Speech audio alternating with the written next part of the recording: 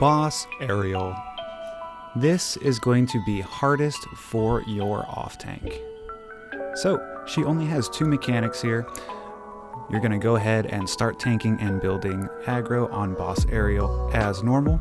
Wait on DPS until the tanks are ready.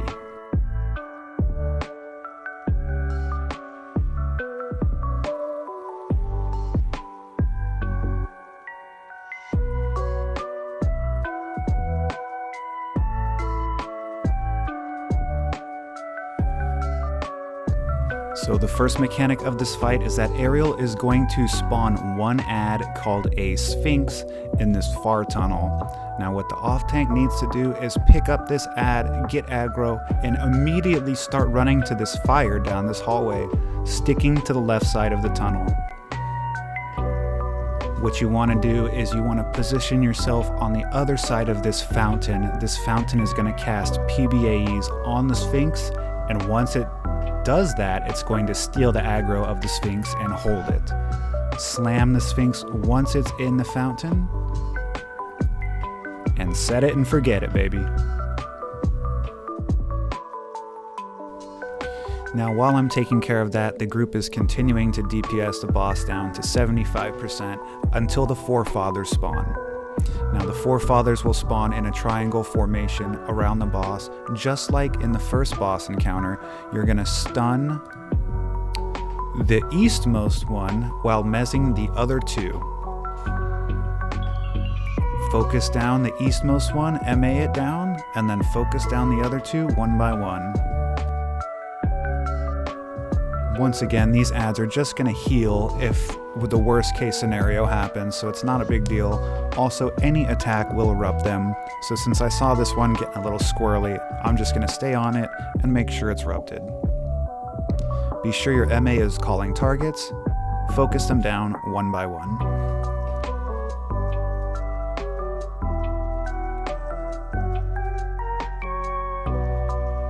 Also, if you can see where our cleric Ancella is standing right on the edge of that staircase, he's standing there so that he has line of sight of all the group members, including myself, who is down the hallway taking care of the Sphinx.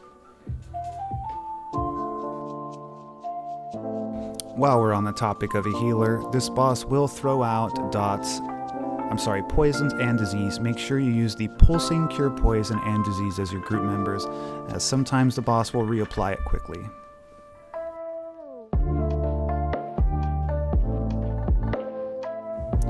Once the Forefathers are down, the DPS has nothing else to worry about except for focusing on the boss for the rest of the fight.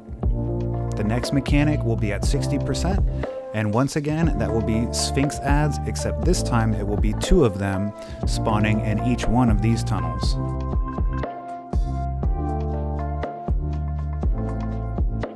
The off-tank is going to go ahead and taunt one, pick it up, run to the other, taunt the second one, and pick it up.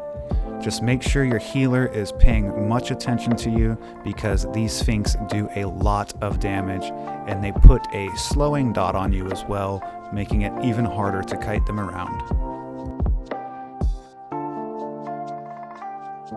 Repeat what you did the first time, put yourself on the opposite side of the fire, slam them when they get into the fire.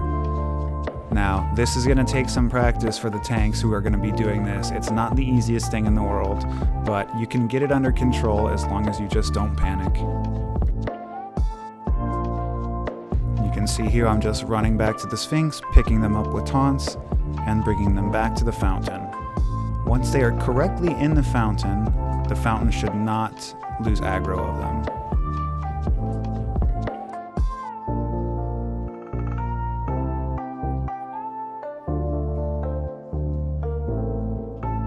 Now, I do want to mention that this pulsing PBAE fire does damage you as well, so you cannot just stand in it all willy-nilly. Also, I do have effects off right now. Putting effects on does help you determine when it's about to pulse.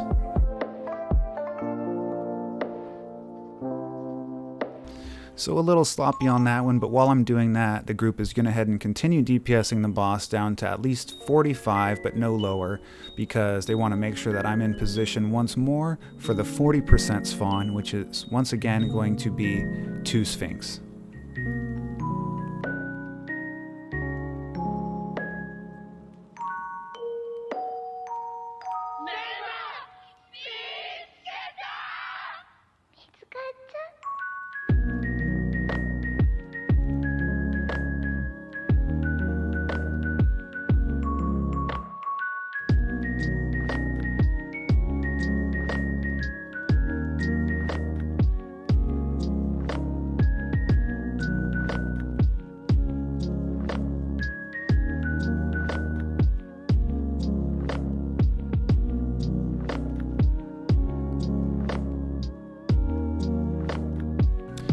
And lastly, we're going to have 3 Sphinx spawn now at 20%. These ones you don't have to bring into the fire. The whole group is just going to continue DPSing the boss.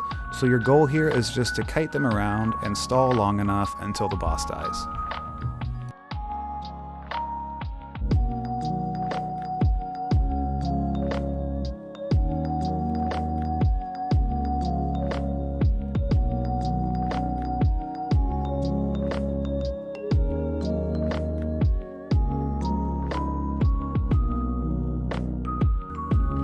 And that's Ariel.